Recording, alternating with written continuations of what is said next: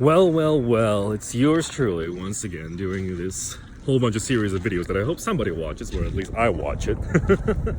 And now I'm coming to you guys from Altanbulag, which is a small Mongolian village, town, I guess, or whatever, on the Russian-Mongolian border. So, why am I here?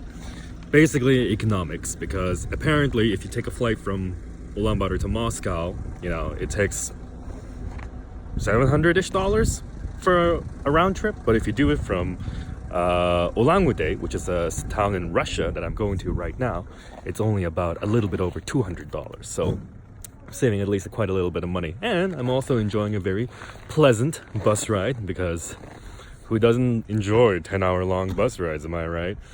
And yeah, I've been waiting for this trip for a very, very long time, as you probably all know.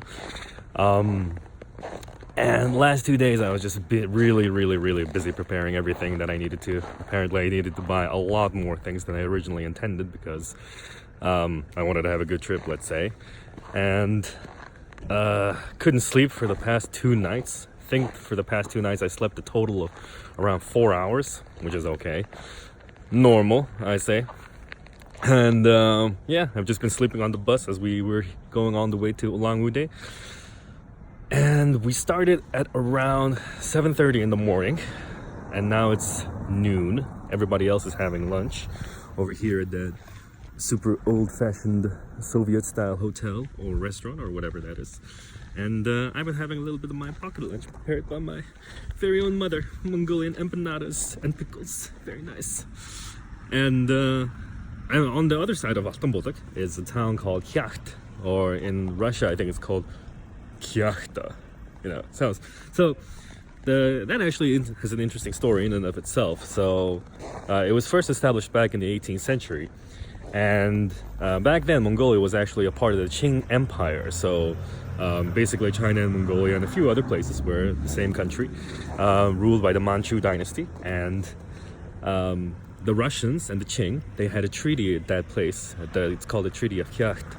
And that defined the northern border of the Qing Empire, and how everybody was going to be working together, how they were going to establish diplomatic relations, how trade was going to be done. And that was really one of the first real treaties between, what is modern day Russia and China, although China wasn't really ruled by the Chinese at the time. Anyway, long story. So Kyakhta is also interesting in the history of Mongolia, because after the fall of the Qing Empire back in 1911, this is probably something that the Chinese people, or people interested in Chinese history, know pretty well.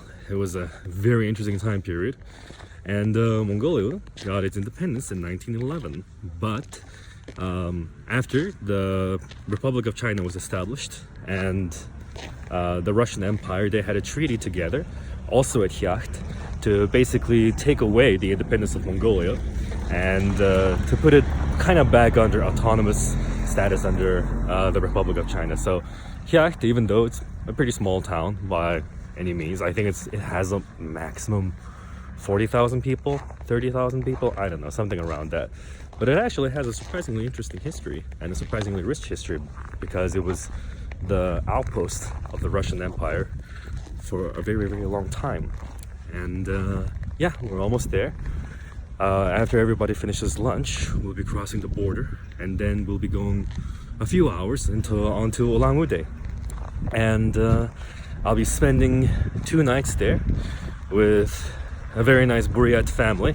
Buryat is the ethnicity that lives in these parts of Russia.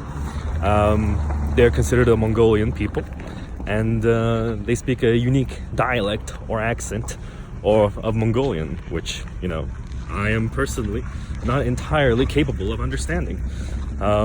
So I really look forward to that cultural experience. It's like everybody looks Mongolian, but they kind of speak differently, It's like, whoa, am I in an alternate reality? Anyway, so that's it for now. More updates to come later.